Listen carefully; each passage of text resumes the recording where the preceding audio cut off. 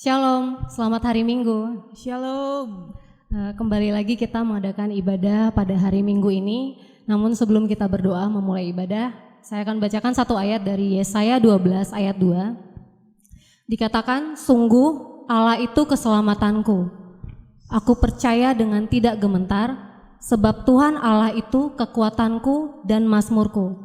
Ia telah menjadi keselamatanku. Amin. Apapun keadaan kita sekarang, masalah kita gak pernah lebih besar dari Tuhan Yesus. Percayalah kalau Tuhan tolong kita kemarin, pasti Tuhan akan tolong kita hari ini dan esok hari ini. Mari kita berdoa saudara-saudara. Bapa di dalam surga, kami bersyukur Tuhan untuk kebaikan-Mu, kasih setia-Mu Tuhan kepada kami Tuhan dalam sepanjang hidup kami Tuhan Yesus yang selalu baru setiap harinya Tuhan.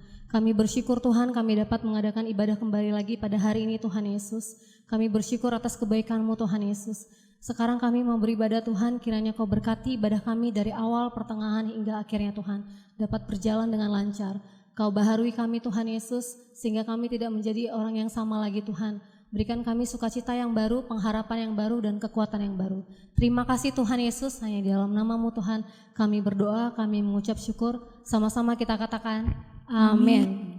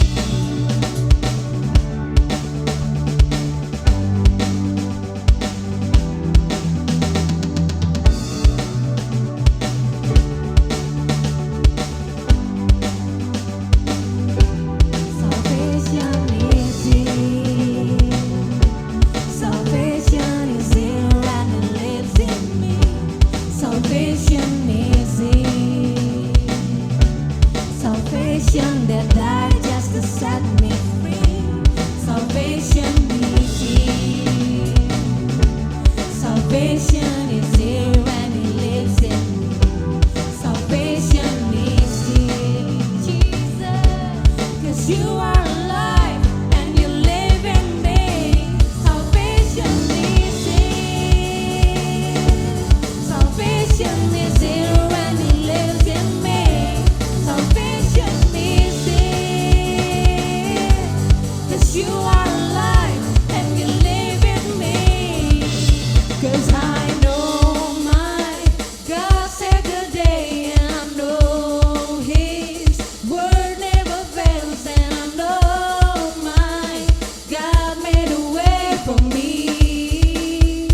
It's gonna be alright, 'cause I know my God saved the day, and I know His word never fails, and I know my God made a way for me.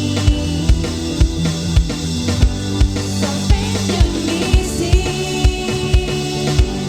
Salvation is here and He lives in me. Salvation is here. 'Cause you are alive and you live in me.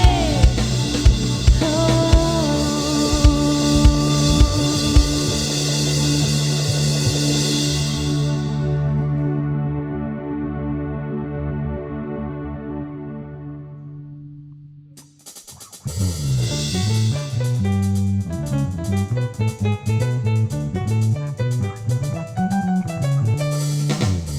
Kau tak ubahkan tatapanku kini menjadi tarian.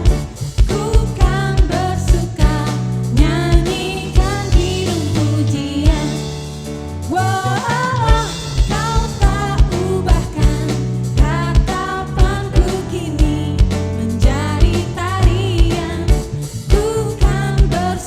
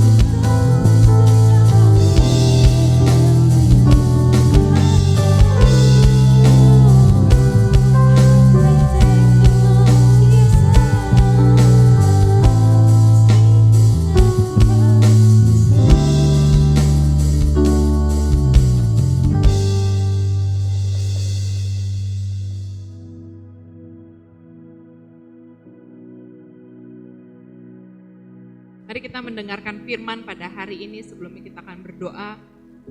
Kami mengucap syukur Tuhan, kami berterima kasih untuk kesempatan hari ini lagi kami boleh beribadah walaupun di rumah kami masing-masing. Kami percaya Tuhan, hadirat-Mu tidak terbatas ya Bapa. Kami berkati Tuhan, firman yang boleh kami dengarkan pada pagi hari ini di dalam nama Tuhan Yesus Kristus.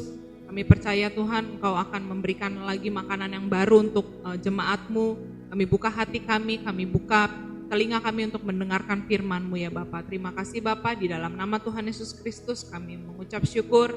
Haleluya, amin. Shalom Bapak Ibu jemaat yang dikasihi Tuhan, yang tentunya masih di rumah aja, dan mungkin ada beberapa yang sudah bisa beraktivitas di luar karena kita sudah memasuki masa transisi dari di rumah aja menjadi new normal.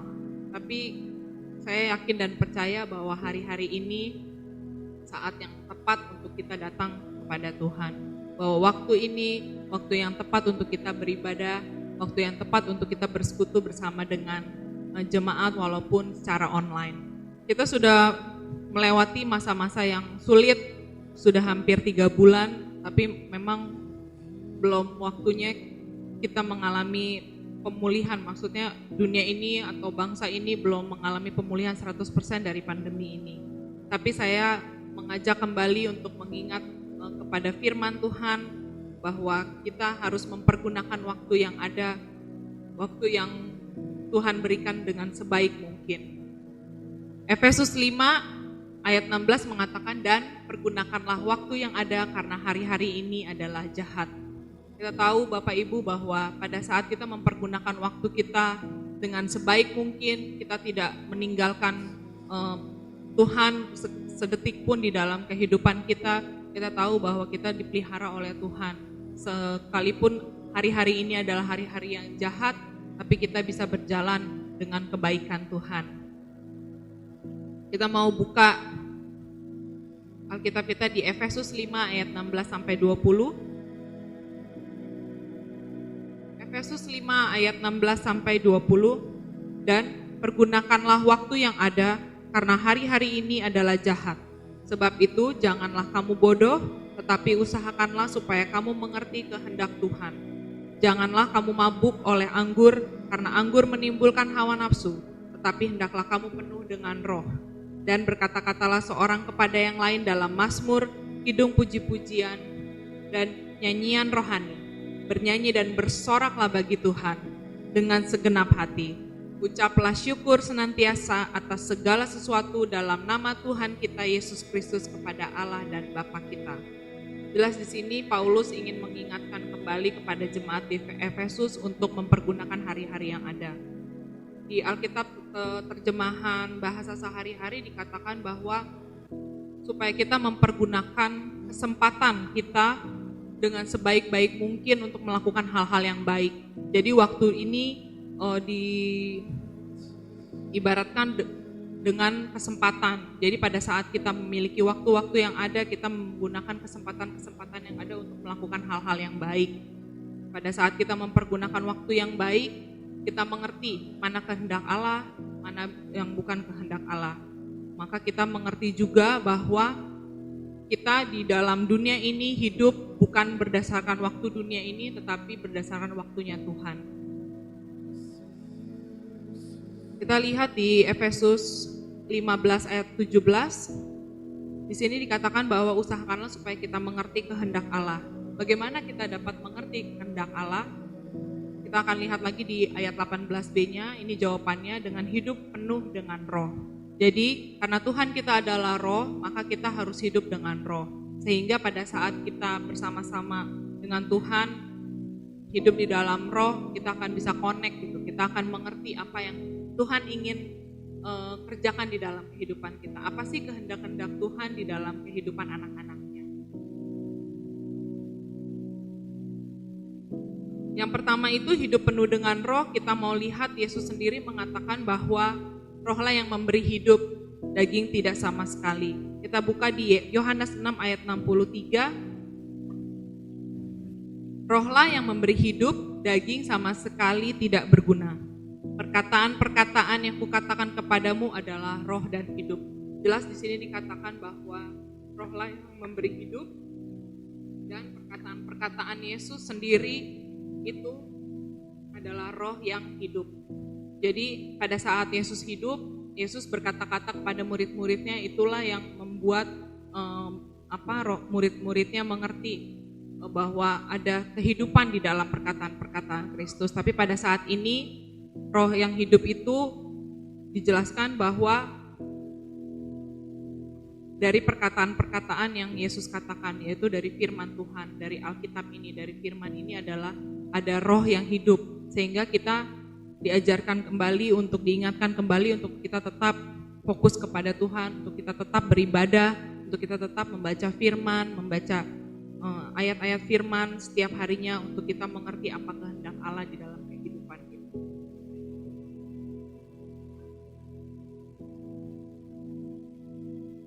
Lalu kita akan baca di Ibrani 4 ayat 12. Ibrani 4 ayat 12, sebab firman Allah hidup dan kuat dan lebih tajam daripada pedang bermata dua manapun.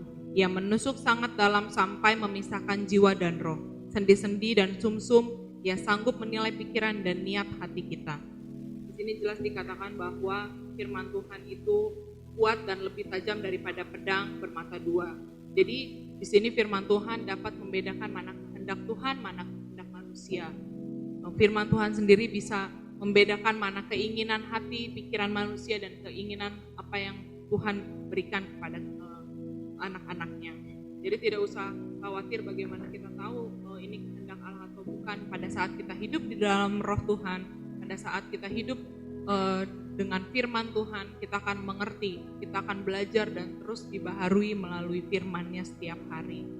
Galatia 5 ayat 16 juga dikatakan bahwa hiduplah oleh roh, maka kita tidak akan menuruti keinginan daging. Jelas di sini dikatakan bahwa pada saat kita hidup di dalam roh, maka keinginan-keinginan daging kita akan mati. Mau nggak mau kita melatih hidup di dalam roh, sehingga kita tidak lagi menginginkan kehidupan di dalam daging kita. Poin kedua kita akan melihat di ayat 19, yaitu berkata-katalah seorang dan dengan yang lain dalam mazmur, kidung pujian dan nyanyian rohani. Di sini saya menangkapnya, berkata-kata itu artinya bersekutu gitu. Pada saat kita beribadah kepada Tuhan, kita bersekutu bersama dengan jemaat Tuhan, kita bertemu satu sama dengan yang lain, kita bersekutu dengan Tuhan dan bersekutu dengan jemaatnya. Maka di dalamnya ada mazmur, ada kidung pujian, ada nyanyian rohani. Pada saat kita beribadah, kita meninggikan Tuhan, kita memuji dan memuliakan nama Tuhan, maka akan ada mazmur pujian dan kidung pujian kepada Tuhan. Pada saat itu pasti kita akan merasa bahwa kita dibangun pada saat kita bersekutu bersama dengan anak-anak Tuhan lainnya. Maka itu kita harus terus memperkatakan firman, memperkatakan kidung pujian, dan mendeklarasikan hal-hal firman Tuhan ke dalam kehidupan kita. Kita mau lihat di Kolose 3 ayat 16. Hendaklah perkataan Kristus tinggal dengan limpahnya di antara kamu, sehingga kamu dengan segala hikmat mengajar dan menegur seorang akan yang lain, dan sambil menyanyikan mazmur dan puji-pujian dan nyanyian rohani, kamu mengucap syukur kepada Allah di dalam hatimu. Jadi di sini juga Paulus mengingatkan kepada jemaat yang di Kolose untuk mereka terus memperdengarkan perkataan Kristus, biar perkataan Kristus tinggal di dalam hati mereka masing-masing, sehingga pada saat ada perkataan Kristus di dalam jemaat Tuhan, ada persekutuan yang indah, maka ada pengajaran-pengajaran, ada hikmat untuk kita sama-sama saling mengajar, ada teguran-teguran, ada hal-hal yang ingin disampaikan melalui orang lain untuk kita. Mungkin pada saat kita punya problem atau punya pergumulan, kita tidak mengerti apa yang harus kita lakukan karena kita fokus kepada problem kita. Tapi pada saat kita punya berjemaat di gereja, kita punya gembala kita punya Bapa rohani kita, dan Bapa rohani kita bisa mengingatkan kembali suara-suara Tuhan dan kehendak Tuhan di dalam kehidupan kita. Itu yang dimaksud Paulus di jemaat Kolose. Jadi ada pengajaran, ada teguran, ada hikmat. Pada saat kita beribadah, pasti ada pengajaran, ada teguran, ada hikmat Tuhan di dalamnya. Maka itu saya mengingatkan kembali untuk kita sama-sama terus tetap fokus di dalam hadirat Tuhan, tetap fokus untuk kita beribadah walaupun kita beribadah online saat ini, tapi tetap kita komit setiap minggunya kita tetap ibadah, kita mendengarkan firman-Nya dan terus memperkatakan firman di dalam kehidupan kita. Amin. Kita akan masuk ke poin yang ketiga di ayat 20, ayat yang mengatakan bahwa ucaplah syukur senantiasa atas segala sesuatu dalam nama Tuhan kita Yesus Kristus kepada Allah dan Bapa kita. Ini poin yang paling penting saat ini karena di saat-saat yang sulit kita mungkin susah untuk mengucapkan syukur, tapi pada saat kita diberkati atau kita mengalami hal-hal yang baik, kita dengan mudah dapat mengucap syukur berterima kasih kepada Tuhan. Namun Tuhan mengajarkan kita untuk mengucap syukur atas segala sesuatu yang kita terima saat ini. Mungkin banyak Bapak Ibu yang mengalami kesulitan karena pandemi ini, tapi saya mengingatkan lewat firman-Nya bahwa tetaplah kita mengucap syukur, tetaplah kita bersyukur atas kebaikan Tuhan karena pada saat ini pun Bapak Ibu tetap sehat, pada saat ini pun kita tidak tertular COVID-19 ya. Kita bersyukur bahwa pemeliharaan Tuhan tetap ada di dalam kehidupan kita jemaat Grand Galaxy City Blessing. Maka itu kita tetap harus fokus dengan kebaikan-kebaikan Tuhan. Kita mau memperkatakan hal-hal yang baik, kita mau mengucap syukur, sehingga pada saat kita mengucap syukur ada mukjizat-mukjizat lagi terjadi dalam kehidupan kita. Amin. Kita mau lihat contoh di Alkitab.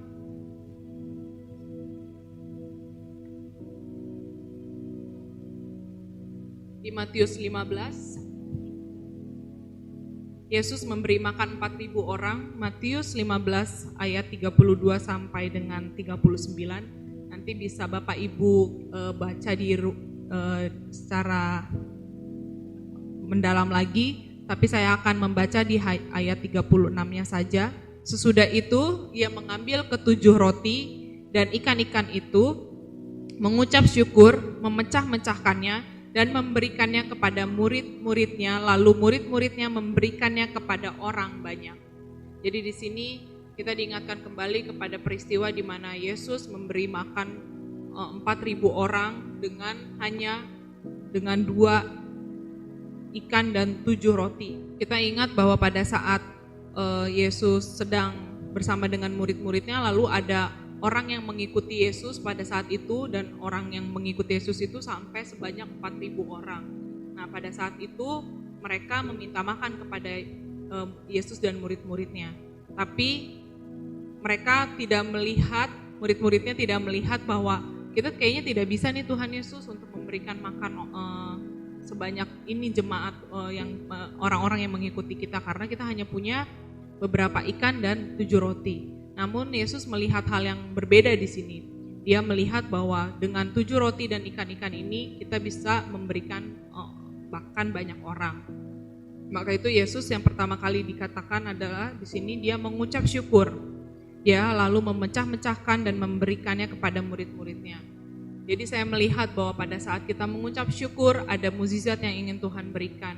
Dengan ucapan syukur kita ini kita dapat melihat bahwa ada hal-hal yang bisa kita berikan kepada orang lain, mungkin dengan keterbatasan kita, mungkin dengan apa yang kekurangan kita, tapi Tuhan mau mengajarkan kita untuk tetap mengucap syukur atas apa yang sudah kita terima itu, dan kita mau memberkati lagi orang lain. Dengan ucapan syukur itu pasti ada mukjizat yang ingin Tuhan berikan kepada kita jemaatnya. Amin. Maka saya mengingatkan kembali untuk kita tetap fokus, kita tetap respect kepada Tuhan, kita tetap beribadah pastinya, secara kita tetap juga mau bersekutu bersama dengan Tuhan. Kita diingatkan kembali dari tiap minggunya mendengarkan firman. Minggu lalu juga kita sudah diingatkan untuk kita tetap berdoa, sekalipun mungkin jawaban doa belum terlihat sampai hari ini, tapi kita tetap harus fokus dan tetap berdoa. Dan saya juga mengingatkan untuk kita sama-sama untuk bersekutu di dalam Tuhan, walaupun secara online kita tetap beribadah di rumah kita masing-masing, mendengarkan firman, memperkatakan firman. Dan saya percaya pasti ada mukjizat-mukjizat yang akan Tuhan sediakan lagi. Dan jangan lupa untuk kita juga mengucap syukur dalam segala sesuatunya. Amin. Mari kita tundukkan kepala kita, kami mengucap syukur Tuhan, kami berterima kasih buat firman kebenaran yang boleh kami dengarkan pada hari ini. Biar firman-Mu Tuhan bertumbuh, berbuah di dalam hati kami Tuhan 30, 60, 100 kali lipat ya Bapa. Biar kami anak-anak-Mu Tuhan terus mengalami Tuhan di dalam waktu-waktu yang sulit saat ini. Sekalipun kami harus mengurangi setiap kegiatan kami, sekalipun mungkin kami mengalami hal-hal yang sulit, tapi kami percaya Tuhan pertemukan kami dengan Engkau Bapa, supaya kami mengerti kehendak Tuhan di dalam kehidupan kami, supaya kami juga bisa menjadi berkat-berkat-Mu ya Bapa dimanapun kami berada. Terima kasih Tuhan untuk kasih setia-Mu, terima kasih untuk firman-Mu. Di dalam nama Tuhan Yesus Kristus kami mengucap syukur, kami berterima kasih. Haleluya, amin.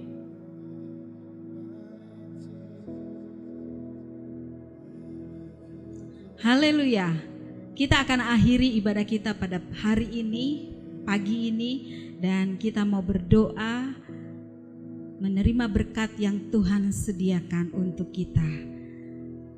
Mari sama-sama kita angkat tangan kita. Bapa di surga, kami bersyukur untuk hari ini di mana Tuhan melawat hati kami. Kami bersyukur karena Engkau sangat baik bagi kami. Dan kami telah menerima firman-Mu, biar firman-Mu terus berbicara di dalam hati kami, menuntun kami, menyegarkan jiwa kami, dan menolong dalam setiap langkah-langkah hidup kami. Terima kasih Bapa di surga, dan hari ini kami akan menerima berkat-berkat-Mu yang luar biasa untuk kami Tuhan. Mari semua jemaat kekasih di dalam Kristus, angkat tanganmu dua-dua, dan terimalah berkat dari Allah Bapa Tuhan kita dalam persekutuan anaknya yaitu Yesus Kristus dan penyertaan dari kuasa Roh Kudus yang menyertai kita. Damai sejahtera Allah yang melampaui segala akal akan memelihara hati dan pikiranmu dalam Kristus Yesus Tuhan kita. Amin.